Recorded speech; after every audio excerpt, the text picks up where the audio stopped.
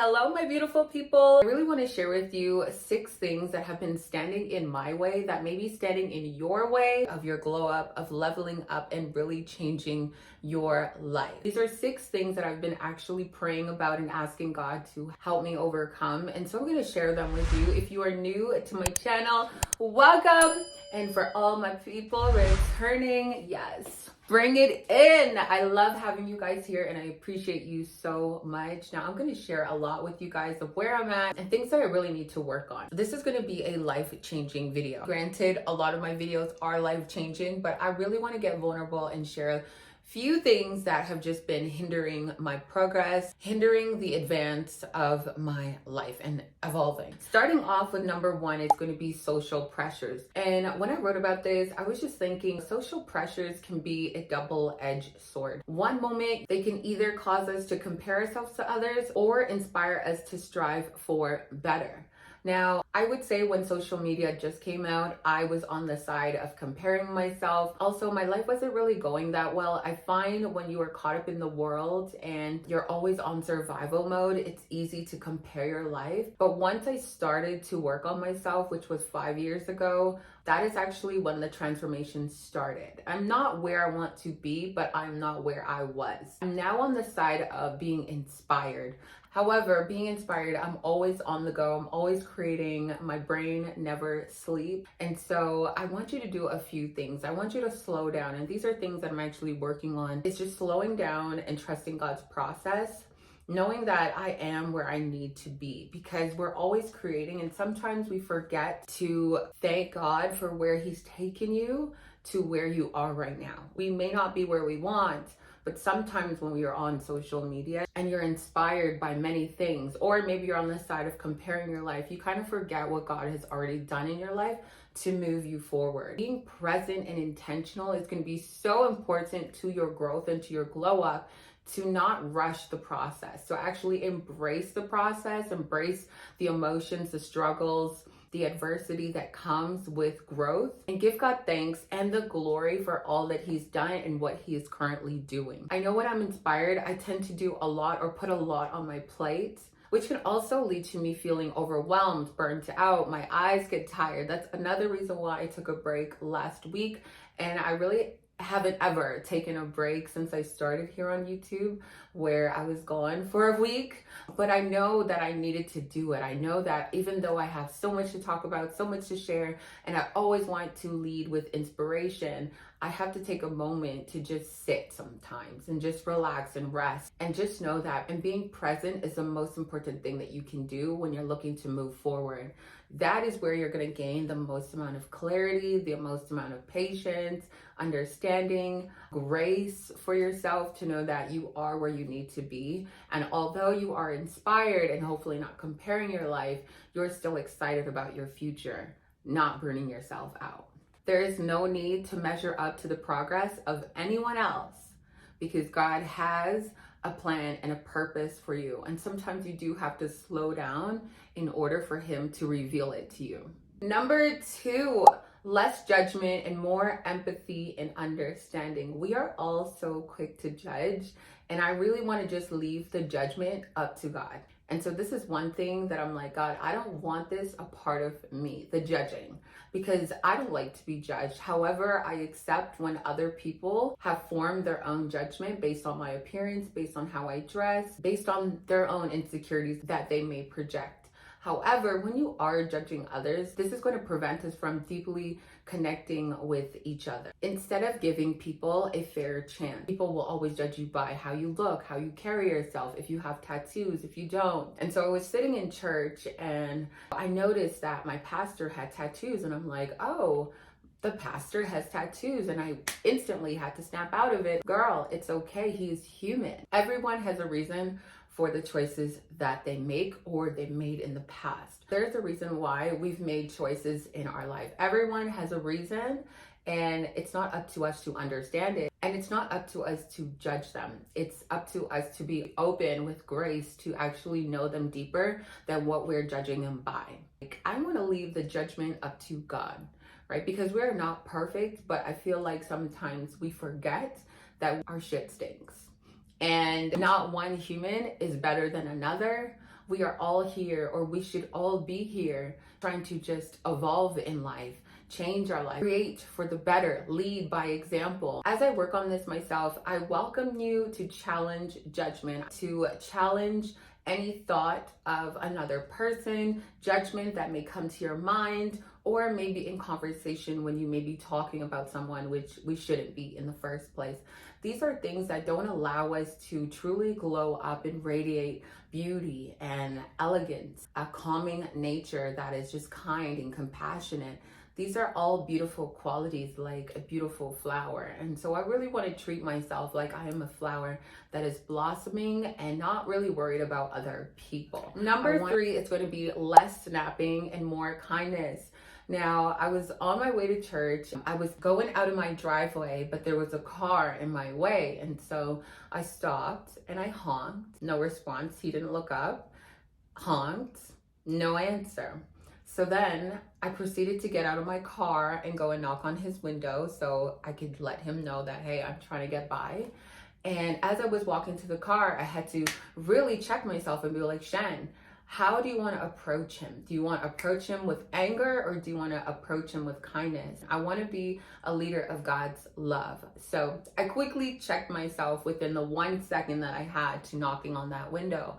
And sometimes we don't realize, and I can admit myself, sometimes we don't realize how snappy or aggressive we can come off, even though we may be leading with love, or we didn't mean to sound that way or say something that way. And I believe that that is usually most of the time why arguments or fights happen, how things are said, how things are handled. And so for me, when I knocked on that window, I said, hello, sir, good morning. I'm just trying to get by. And he was like, oh, I'm so sorry. And then when I got into my car and I was driving by, I said, thank you. So I know that at least he's not like, oh, that girl was so stuck up just because she's driving a nice car. She thinks that she can talk to me this way. I wanted to be a nice, kind lady that wasn't stepping out of character, but instead checking myself in moments where I want to be snappy or I want to be instantly assertive. And there are times where maybe somebody cut me off in traffic that I don't really catch myself of the thoughts that come up. Oh, I want to speed up on them and just cuss them out.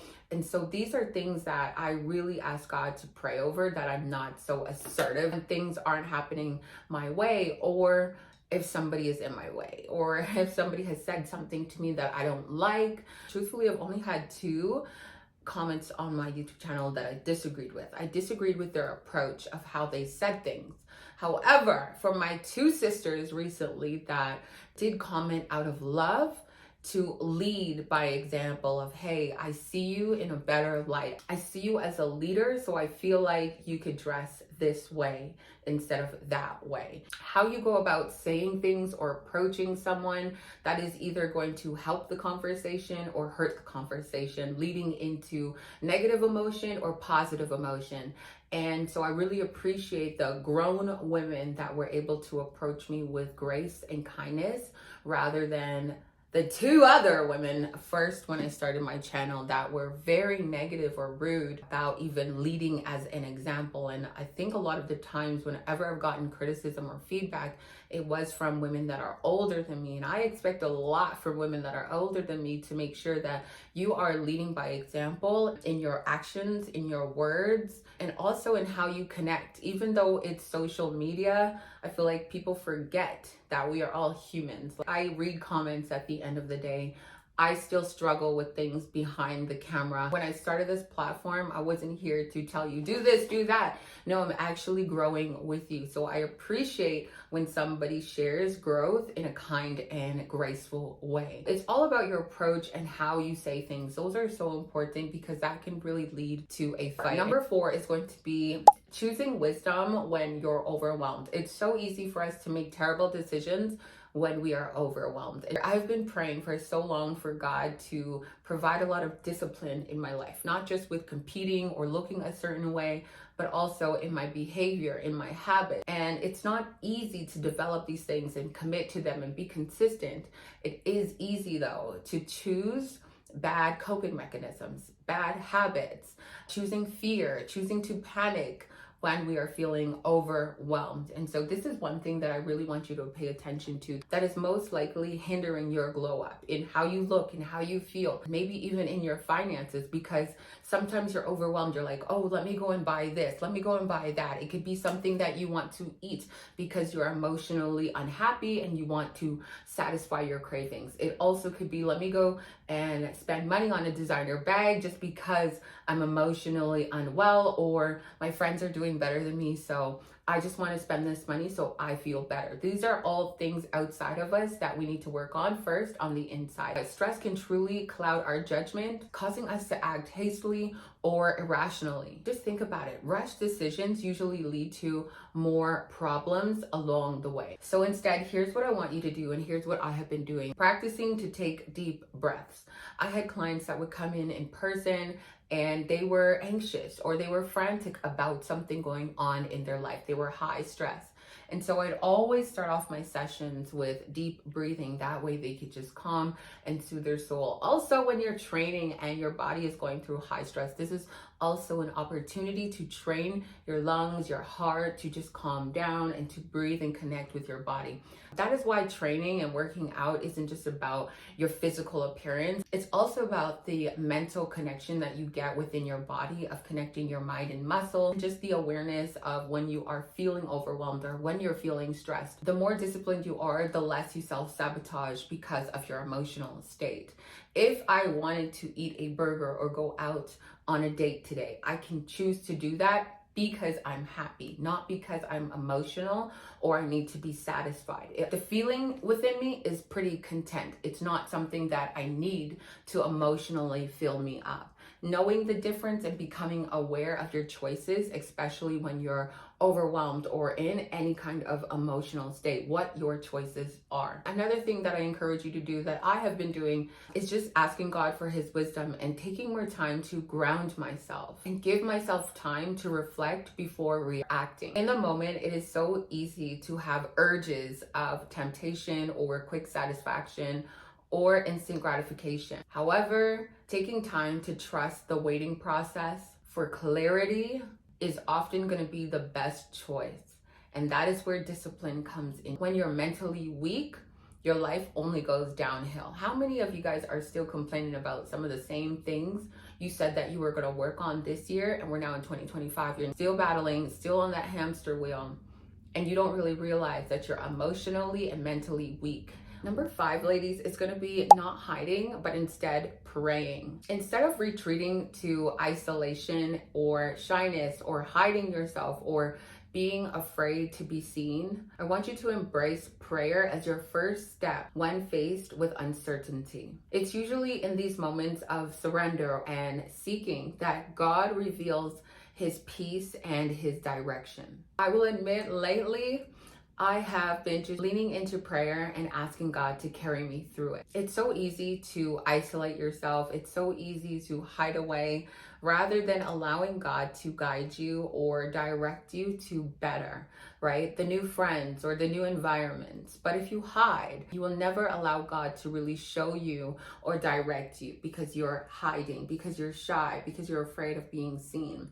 And so instead, I pray over you, and I hope that you pray for yourself as well, for God to give you the clarity, which with clarity comes confidence. And that confidence allows you to step out in boldness into the new spaces, into elevating your life, into creating your dream life, and doing many good things that you never thought were possible. But if you continue hiding, we will never get there. And lastly, being patient and intentional in the waiting season. Now, I don't know what it is, but we always want everything right away. It's like our fitness goals. You want to lose weight, you want to build muscle. You honestly got to look at your life and everything that you're currently doing, glowing up, reinventing yourself, working on your health. You are always in a season of waiting. You're waiting for the answer. You're waiting for God's direction. If you stayed with your ex, you would have never been able to move forward to experience a new kind of love. If you stayed in that friendship, you would never be able to meet better people. All good things require patience. And so I continue to remind myself that even though I'm not where I want to be, I am further from where God has taken me from. And I'm sure there's many things that I've done, many choices that I've made along the way where I was impatient. And so now I'm really focused on just being patient, asking God for his clarity, continuing to ask and pray over everything, and also show gratitude in where I currently am today as I wait. I find that you do the most growth during the waiting season. If you're open to learning though, only if you're open to learning. It's just like a weight loss goal or building muscle, right? During the 10 years of me starting my fitness journey, when I first started, I had no idea I would know this much now. It's just like your weight loss journey. A lot of people are choosing quick fixes or insane diets, starving themselves, under eating. You're barely eating. 2 meals or 1 meal, under eating, doing juice cleanse, all of these things that are not sustainable. You're choosing to do all of these quick fixes that if you were just patient in your waiting season and you just stayed the course, you committed to your goal, you stood firm on this is what I'm working towards, and these are the things that I need to do every single day, which is change, which is learn, which is grow, which is be patient. Then I will be prepared as I become the person for that future goal, right? We want it all instantly, but God has to shape you. God has to mold you. Sometimes you're at your breaking point, and that is actually when God can use you and build you and use your experiences as testimonies that you can use to help and guide other people. So what I need you to do is stay focused on being intentional with your actions, even if the results are not visible yet. Trust in the process and just know that God is refining you in this season for the next stage of your life. The waiting season, your current season right now, is not passive.